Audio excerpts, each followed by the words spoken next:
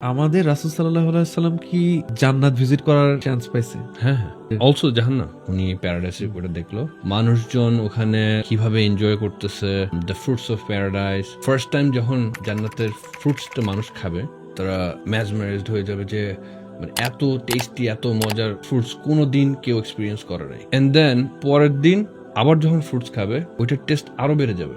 Every day it's gonna just keep going up and up and up until there's no Eternity. And.